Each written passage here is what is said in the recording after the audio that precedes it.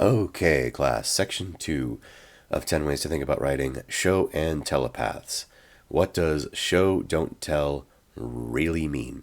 And that is what Reed intends to possibly clear up in this particular section, but there are parts of it where I think she just makes things more confusing. So let's get into this. So she's going to start off with a metaphor here. That's what this entire thing is about, metaphoric musings. 10 different metaphors for writing that hopefully help you be a better writer. There's actually 2 in this particular section. She wants you to imagine that you're in kindergarten and it's show and tell day, and that a 5-year-old stands up, they don't have anything with them, and they say, I have a baseball signed by Hank Aaron that's in perfect condition, but I can't bring it to school.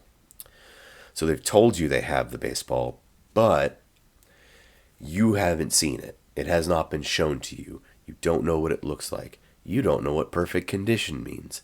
Because you haven't been shown it, maybe you don't even believe the kid. So if all you're doing is telling your reader with simple sentences like that, there is this thing, then your reader might not take you seriously or be confused or not believe you. In general, what you should be doing is not leaving it at that, but going into sufficient levels of detail. One of the things that I think Reed says here, which makes the idea of showing versus telling more confusing, is we have no reason to believe this kid, even if she describes it perfectly. Except when we're writing, we can't actually physically show people what it is we're describing. We just have to describe it perfectly in the best detail we can. In a writing sense, that's what showing is. So she puts this in here where it's an essay about writing, and then it's like, if we describe it perfectly, that's still a problem. It's like, no, no, no, no, no. I think adding this in, I see what she wants to say, but I can see also where this part would make it more confusing, where it's like, oh, I thought showing was describing things perfectly with all that detail, but that's still the problem in this scenario. Does that mean showing is not doing that? No, that's basically what we want to do when we're doing showing writing. We don't want to leave it at a baseball signed by Hank Aaron that's in perfect condition. I want to know all the actual specifics about that, where it's, okay, is the leather, what color is the leather? Is it still white? Has it faded with age? What about the stitching? What about the way it smells? You can see she's talking about these things here. The stitch count, the way that the signature sits on the leather, the sort of way that it's displayed. Baseballs are pretty simple. There's not much to them aside from all that. But maybe the weight of the thing, maybe the way it handles, or all of that information, once described perfectly, we see that we're doing the details right. Now, that's what gets your reader to understand what you're talking about. So, in general, giving people more detail, which is what Reed takes showing to be, is what we want to do for our readers. Another metaphor she uses in this section is this little science fiction story here. So this is apparently written by someone named Blake. She's got our in-text citation here. The entire story, this is science fiction for telepaths. Telepaths, if you are unfamiliar, in science fiction or in superhero movies and things like that, are people who can read minds.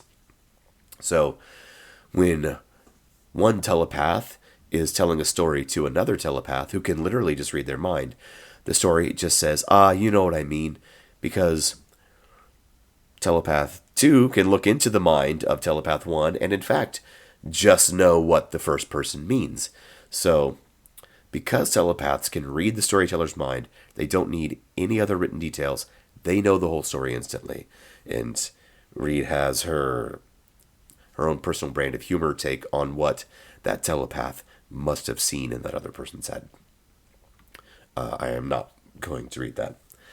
But that is what we want to avoid. That is a critical lack of detail. When you effectively have something so vague in your writing, you are basically saying, you know what I mean. We got a baseball in perfect condition. You know what I mean by perfect condition. I don't know anything about baseball or baseball equipment. I have no idea what perfect condition means. I've got my imagination. I can try and come up with something. There, it might be wrong. So in this case, if I get you know what I mean by perfect condition, I kind of don't. And that leaves me as a reader in the position where I got to come up with something myself because the writer has not supplied it to me, which is the pitfall that you fall into when you just you know what I mean somebody. So the other thing after that story is like sometimes you can use a phrase like that. You know what I mean, and even people in your life who know you really well, even your best friend, might be confused by what you're talking about because, in fact, they don't know what you mean because they can't read your mind. The problem is if you leave your reader in that position, they've just got your words. They can't come to you and ask what you meant. Your best friend can clarify, what did you mean when you say, you know what I mean? The other kids in the class can ask questions of this other 5-year-old. What does perfect condition mean? When you deliver a piece of writing out into your audience, whomsoever they may be, and you put them in a position where you've basically left them confused about something, or you've basically assumed that they know something, one, you might leave them confused, or two, they might come to the wrong conclusion, or the thing they think you meant, to them, it's entirely different. So they think you meant something else, and now they've actually misunderstood you. So part of what showing is really about in this section here for read is going to be making sure you don't leave any room for your reader to be confused because you didn't give them the details they needed to know what the heck you're talking about. You never want to assume that they can see what's in your head. And that can be really hard to do because we make these kinds of assumptions in life all the time just to get through our days. But for our readers, we want to clarify. And that might mean we have to figure out in revision or in a second draft, are there any parts of my essay where I'm assuming the reader knows something where maybe they don't know something? And then I need to give them that information, make sure they actually have those details. So that is what we are looking at in 10 ways to think about writing section 2. Giving the good amounts of details.